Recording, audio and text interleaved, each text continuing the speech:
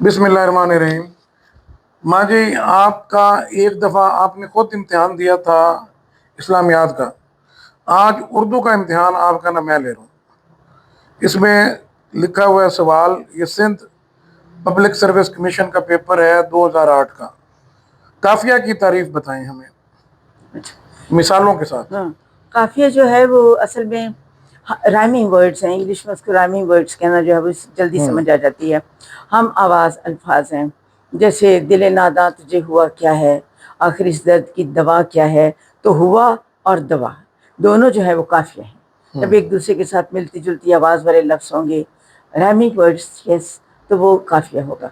अब इसके ऊपर मुहावरा भी बना हुआ है कि उसने मेरा काफिया तंग कर दिया है, तुमने तो मेरा काफिया तंग कर दिया है। मतलब बहुत ही ज़्यादा मुश्किल काफिया कम मिलना, तो वो उसमें होता है कि शायर के लिए बहुत मुश्किल पड़ जाती है और उसको फिर मुहावरतन इस्तेमाल किया जाता है। अच्छा, रदीफ। रदीफ का मतलब होता है पीछे पीछे आने वाला। तो जो लफ्ज़ बिल्कुल पीछे मिसरे के आखिर में होते हैं और जो मतला होता है वो उसमें काफिया और रदीफ दोनों चीज़ें पाई जाती हैं दोनों बैत में। पहले मिसरे में भी मिसरा ऊला कहलाता है और दूसरा मिसरा जो है मिसरा सानी कहलाता है। और मिसरा ऊला और मिसरा सानी जो है उसमें काफिया भी होगा, रदीफ भी होगा, रतीफ भी होगी। तो जो दूसरे अगले शेर होंगे उसके पहले जो मिसरा होगा उसमें काफिया रदीफ का इल्तज़ाम नहीं होगा, लेकिन आखिरी लफ्ज़ जो होगा वो वही, जैसे दिल नादा तुझे हुआ, ये तो हो गया काफिया, क्या है, रदीफ है। आखिर इस दर्द की दवा, काफिया, क्या है, रदीफ हो गया। हम हैं मुश्ताक और वो बेज़ात, अब यहाँ ना काफिया है ना रदीफ है। जी आगे गया, माजरा क्या है, तो माजरा जो है वो काफिया हो गया और क्या है वो रदीफ हो गया। हमको उनसे वफा की है उम्मीद, जो नहीं जानते वफा क्या है, तो वफा जो है वो काफिया हो गया और क्या है, रदीफ हो गया। मक्ता क्या होता है? मक्ता होता है, मक्ता का मतलब होता है काट देना। जैसे मतला का मतलब होता है निकलने की जगह। जैसे हम कहते हैं कि जी मशरिक सूरज का मतला है, सूरज मशरिक से निकलता है।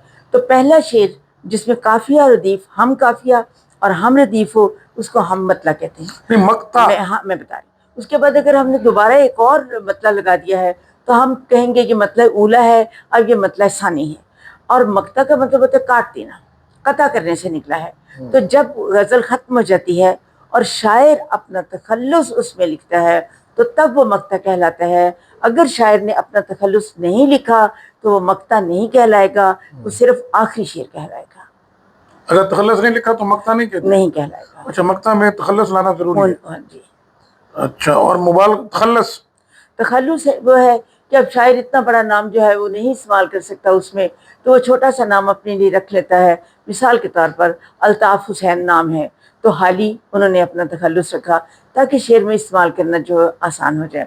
बाज़ औक़ात बहुत ही ज़्यादा बामानी किस्म के तखल्लुस होते हैं जो बहुत ही, जैसे अब देखिए शब्बीर हसन नाम है तो वो जोश कहलाते हैं, ठीक है। जैसे असदुल्ला खान है तो गालिब कहलाते हैं। जैसे मोमिन अली खान तो उन्होंने अपना नाम मोमिन रखा है। तो इस तरह के तखल्लुस जो है वो छोटा सा वो नाम है जो कि शेर में इस्तेमाल करना आसान हो जाता है। मुबालगा? मुबालगा जो है उसे एक्सेजरेशन कहते हैं। तो उसमें यह है कि बात को हद से बढ़ा देना। बहुत ही सनत मुबालगा अब तो बाकायदा इस्तेमाल होती है। बड़ी खूबसूरत बात मुझे इब्न इंशा की याद आई है कि जो यूरोप है और जो मगरबी ममालिक हैं वो पता नहीं कौन कौन सी सनत में तरक्की कर रहे हैं। उनकी कीमियाई सनत है और उनकी जनाब वल्लाह आलम वो क्या क्या साइंस की और केमिकल्स और वट, और हम बना रहे हैं यहाँ सनत मुबालगा और सनत तशबीह और हम इनमें तरक्की। तो सनत मुबालगा है जो एक बात को ज़मीन आसमान के कला पे मिला देना। गिरता जो दाना, वो गिरता ज़मीन पे दाना क्या था, वो भुनता ज़मीन पर, कितनी गर्मी थी कि दाना भी ज़मीन पर गिरता था तो वो भुन जाता था। तशबीह क्या है? तशबीह में जैसा, की तरह, मानंद, इस तरह के लफ्ज़ इस्तेमाल होते हैं। जैसे मेरा बेटा चांद जैसा है। जब हम एक कमतर चीज़ को किसी बरतर चीज़ के साथ उसको उसकी मुशाबहत, उसका मुवाजना करेंगे तो वो ये नहीं मैं कहूँगी कि चांद जो है वह मेरे बेटे जैसा है, کہ اس سے برتر چیز کا میں اس کے ساتھ مقابلہ. بچہ پھول جیسا ہے تو یا بچہ پھول کی مانند ہے یا بچہ پھول کی طرح ہے، تو یہ ہوگی تشبیہ. استعارہ جو ہے وہ بالکل اس کو وقتی طور پر اس کی جو خوبیاں ہیں وہ مستعار لے لینا ہے. جیسے کس شیر کی آمد ہے، علی شیر کی طرح نہیں کہا، حسین کو شیر کی طرح نہیں کہا، تو جناب حسین یا جناب علی جو کہا ان کو کہا کس شیر، وہ خود شیر بن گئے. کس شیر کی آمد ہے کہ رن کانپ رہا ہے، رن ایک طرف چر کے کوہن کانپ رہا ہے. تو جب ہم کسی کی خوبیاں جو ہیں وقتی طور پر ادھار لے لیتے ہیں، مستعار لے کے کسی میں ڈال دیتے ہیں، تو وہ استعارہ کہلاتا ہے. جیسے میں کہوں میرا بیٹا چاند جیسا ہے تو وہ تشبیہ ہو گئی، میرا بیٹا چاند ہے تو وہ استعارہ ہو گیا. شیر شیر جو ہے اس میں اس کی دو بیت ہوتی ہیں، مصرع جسے کہا جائے گا. دونوں مصرع جو ہے، پہلا مصرع مصرع اولا کہلائے گا اور دوسرا مصرع جو ہے وہ مصرع ثانی کہلائے گا. اور جب یہ دونوں ملیں گے تو ایک شعر ہوگا.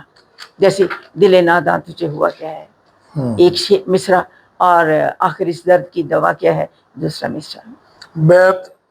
بیت بھی وہی شعر ہی کو کہا جائے گا. اچھا، شعر کو ہی بیت کہا جائے گا. ہاں جی، اور اسی سے بیت بازی ہے. ہاں جی. مصرع ایک شعر کا پہلا حصہ یا مصرع شعر کا دوسرا، ایک جو ہے ایک حصہ جو مصرع کہلائے گا. دیکھ کے دل کے جہاں سے اٹھتا ہے، یہ ایک مصرع ہے. یہ دھواں سا کہاں سے اٹھتا ہے، یہ دوسرا مصرع ہے. جب یہ دونوں ملیں گے تو پھر شعر ہوگا. اچھا، اب آگے ہے جی اشعار کی تشریح. فرماؤ. اشعار کی تشریح یہ ہے جی کہ اب کے تجدید وفا کا نہیں امکان جانا، یاد کیا تجھ کو دلائیں تیرا پیمان جانا. یہ فیض صاحب کی جو مشہور غزل ہے. یہ اسی نے کی ہے جی. اب کے تجدید وفا، جی. تجدید وفا کو نئے سرے سے ثابت کرنا، وفا کا نئے سرے سے اس کا اعادہ کرنا. گویا ایک سلسلہ ٹوٹ گیا ہے محبت کا، دوستی کا سلسلہ ٹوٹ گیا ہے، اور پھر وعدے اور جو ہے دوبارہ عہد وفا ہوا ہے. جی. لیکن اب کی دفعہ تو اس قدر حالات خراب ہو گئے ہیں کہ اب اس کا کوئی چانس نہیں ہے. اچھا، کیا ہے شعر دوبارہ کر رہا ہے، اب کے تجدید وفا کا نہیں ممکن ہی نہیں رہا. اب اتنے زیادہ دلوں میں فاصلے آ چکے ہیں یا دلوں میں اتنی زیادہ زخم بن چکے ہیں کہ اب واپسی جو ہے ممکن نہیں ہے. جہل خرد نے دن یہ دکھائے، گھٹ گئے انسان بڑھ گئے سائے. یہ بھی پتہ نہیں کس کا شعر تھا، سنا ہوا بہت. چلیں آپ تشریح تھوڑی سی. کیا ہے؟ جہل خرد نے دن یہ دکھائے. اب یہ دو اپوزٹ لفظ استعمال ہوئے ہیں. جہل جہالت ہے تو خیرت جو ہے وہ عقل ہے. لیکن مصیبت یہ کہ بہت شاعر نے اس میں بڑا نقطہ پیدا کیا ہے. بہت قرآن پاک نے فرمایا ہے کہ جو انسان علم حاصل کرتا ہے اور عمل نہیں کرتا ہے وہ اس گدھے کی طرح ہے جس نے اپنے اوپر بہت ساری کتابیں لاد رکھی ہوں. اچھا، تو وہی بات ہے کہ ہم کتنا زیادہ دعویٰ کریں عقل کا، لیکن اس کے باوجود ہم جہالت کے ایسے بڑے مرتبے پر فائز ہوتے ہیں کہ اس کا نتیجہ کیا نکلتا ہے. یہ دن آ جاتا ہے کہ گھٹ گئے انسان ختم ہو جاتے ہیں. قید الرجال کا زمانہ آ جاتا ہے، اور سائے یہ انسان نہیں ہے، یہ سائے ہی سائے ہیں. ان کے پیچھے نور نہیں ہے، ان کے پیچھے ایمان کا نور نہیں ہے، ان کے پیچھے انسانیت کا نور نہیں ہے، ان کے پیچھے جو ایک انسانی ہمدردی ہے اس کی روشنی نہیں ہے. یہ صرف سائے ہیں جو اپنے آپ کو سمیٹتے پھر رہے ہیں. خرد کا نام جنوں پڑ گیا، جنوں کا خرد. یہ تو حسرت موہانی کا شعر ہے. جو چاہے آپ کا حسن کرشمہ ساز کرے. یہ کس کا شعر ہے جی؟ حسرت موہانی. حسرت موہانی. ہاں جی. ایک چرخا تماشا ہے، ایک طرفہ تماشا ہے، طرفہ تماشا، حسرت کی طبیعت. اچھا، ہاں. اس کی کیا تشریح ہے جی؟ حسرت کی شاعری جو ہے وہ زیادہ تر حبسیہ جیل میں انہوں نے اتنی زندگی گزاری. ویسے وہ آزادی کے بہت بڑے مجاہد تھے. بڑی حیرت ہوتی ہے ان کی لائف ہسٹری کو پڑھیں. جب وہ پہلی دفعہ علی گڑھ داخل ہونے آئے تو چھوٹی عمر کے تھے اور وہ شادی شدہ تھے. اور چھوٹی عمر کے تھے اور شادی شدہ تھے. یہ بھی سنت تضاد ہے. نہیں، یہ تو حالات کی ستم ظریفی ہے. تو وہ اتنا زبردست وہ نظم لکھی ہوئی ہے مرزا پھویا، اور وہ لکھی ہوئی ہے سجاد حیدر جلدرم نے. جو ان کے بھائی تھے؟ نا یہ قرۃ العین حیدر کے فادر تھے، قرۃ العین حیدر کے والد صاحب تھے. تو بہت ہی خوبصورت وہ نظم لکھی ہوئی ہے. تو یہ جب انہوں نے تو ظاہر ہے مزاح لکھا ہے، کچھ مبالغہ بھی کیا ہوگا کہ جب یہ نکلے ہیں گھر سے تو پھپھیاں رو رہی ہیں اور تائیاں رو رہی ہیں اور جناب ایک عجیب و غریب کوہرام مچا ہوا ہے.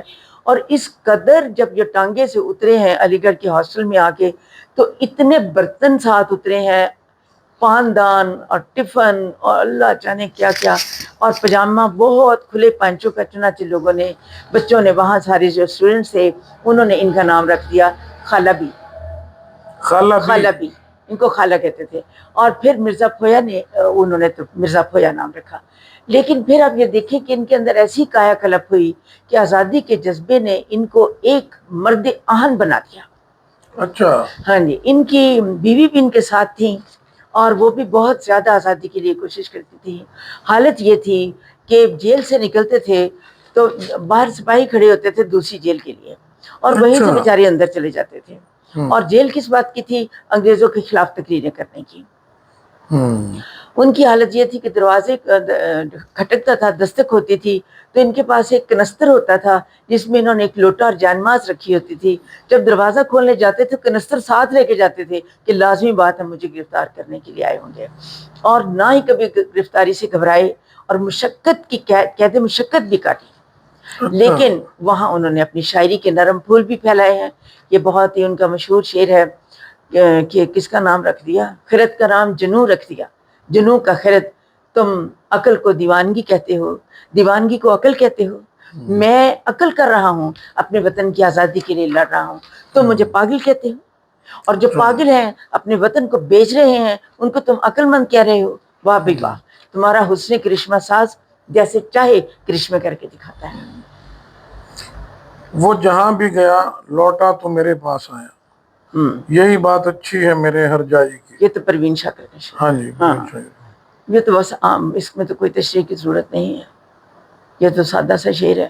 تو جہاں بھی گیا لاہور گیا پشاور گیا واپس میرے پاس ہی آیا. لیکن یہ بھی ایک طرح کا بذام خود ایک بڑا محبت کا ایک فخر ہوتا ہے کہ جی وہ یقیناً جو میرا محبوب ہے جس کو ہم عرف عام میں کہتے ہیں، یا میرا دوست ہے، یہ چلو بھائی ہم ذرا اس کو اور پھیلا دیں، وہ میرا بیٹا ہے، وہ جہاں بھی جاتا ہے وہ بالآخر اس نے میرے پاس ہی آنا ہے. جتنی دور مرضی اس کی رسی جو ہے. اچھا اب اس کو بھی چھوڑ دیں تو ظاہر ہے کہ یہ معرفت کا شعر تو ہے نہیں. لیکن اگر ہم اس کو معرفت کی طرف لے جائیں تو شعر کو سمجھنا آسان ہو جائے گا. انسان اللہ پاک سے آسان ہو جائے گا. انسان اللہ پاک سے کتنا ہی دور بھاگے، جب مشکل پڑتی ہے تو کہتا ہے ہائے اللہ، وہ بھاگ کے اللہ کی طرف جاتا ہے. تاریکی میں، اجالے میں، تکلیف میں، جو بھی ہے، صحرا میں، سمندر میں، ہر مسئلے میں وہ اللہ پاک سے رجوع کرتا ہے. وہ جہاں بھی جائے، ہر جائی ہے، جگہ جگہ ہر ایک کے ساتھ ہر ایک کو اپنا دل دیتا پھرتا ہے. دنیا کی چیزوں کو دل دیتا ہے، ہاں جی، مکانوں کو دل دیتا ہے، زمین کے پلاٹوں کو دل دیتا ہے، دولت کو دل دیتا ہے. لیکن اصل اس کی محبت جو ہے، اصل اس کا جو ٹھکانہ واپس جانے کا ہے وہ رب کے سوا کچھ بھی نہیں. لیکن بہرحال یہ معرفت کا شعر نہیں. وجہ بیگانگی نہیں معلوم، تم جہاں کے ہو ہم بھی وہاں کے ہیں. ہاں، وجہ بیگانگی، پتہ نہیں، وجہ بیگانگی، کہ تم میرے ساتھ اس قدر لاپرواہ رہتے ہو اور اس قدر میرے ساتھ بیگانہ رہتے ہو جیسے کہ تم جانتے ہی نہیں مجھے. حالانکہ اگر تم جھانکے ہو تو میں بھی جھانکی ہوں. جی، جہاں سے آپ آئے ہو وہیں سے میں آئی ہوں. تو وہاں سے کیا، جہاں سے وہاں جنت سے وہ وہاں نہیں پہ وہاں سے نکالے ہوئے تو ہیں. یہ غالب کا مصرع ہے؟ یہ غالب کا ہے. اچھا جی. تو اگلا تو خیر مصرع اور ہے. جی. تو بے شک آدم کی اولاد ہے سارے. جی. تو پھر کاہے کی بیگانگی اور کاہے کی دشمن، سب تو بھائی بھائی ہیں سب آپس میں. ہے تو ایک آدم کی اولاد، ایک حوا کی اولاد. ایک ہی جگہ سے ہمارا جو ہمارا منبع ہے، ہمارا ماخذ ہے، وہ ایک ہی ہے، ایک ہی مٹی سے بنے. آخری شعر ہے جی. یوں ہی موسم کی ادا دیکھ کے یاد آیا ہے، کس قدر جلد بدل جاتے ہیں انسان جانا. یہ کس کے شعر ہے؟ یہ فراز کے شعر ہے. فراز کے شعر. جانا جانا جو ان کی مشہور ہے، ہاں مشہور ہے، زمانہ کتاب ہے جی. ہاں. تو کیا اس کا کیا پہلا مصرع؟ یوں ہی موسم کی ادا دیکھ کے یاد آیا ہے. ٹھیک ہے. مجھے جی. بیٹا وہ میں نے سنایا تھا ایک دو دن پہلے جعفر شرازی کا شعر کہ جا رہی ہیں گرمیاں، آ رہی ہیں سردیاں، جی اور تم کہاں ہو ان بدلتے موسموں کے درمیان۔ واہ، تو موسم جب بدلتے ہیں، کبھی گرمی ہو جاتی ہے اور ہم گرمی سے دیوانے ہو جاتے ہیں اور کہتے ہیں جی ہمیں فوراً ٹھنڈ جو ہے وہ چاہیے، اور جب ٹھنڈ آ جاتی ہے تو ہم ٹھنڈ سے پریشان ہو جاتے ہیں۔ تو جس طرح موسم بدلتا ہے اسی طرح تم بدلتے ہیں۔ موسم کے بدلنے سے تمہارے جو تلون مزاجی تمہارا، جو تم بھی اتنے ہی کیپریشیس ہو جتنا موسم کیپریشیس ہے، جتنا اس کے اندر تلون ہے اتنا ہی تمہارا جو ہے مزاج جو ہے متلون ہے۔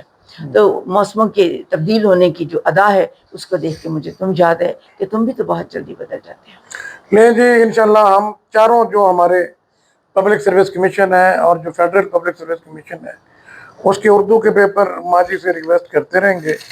اللہ تعالیٰ آپ کو ہر امتحان میں کامیاب کرے۔ پاکستان زندہ باد۔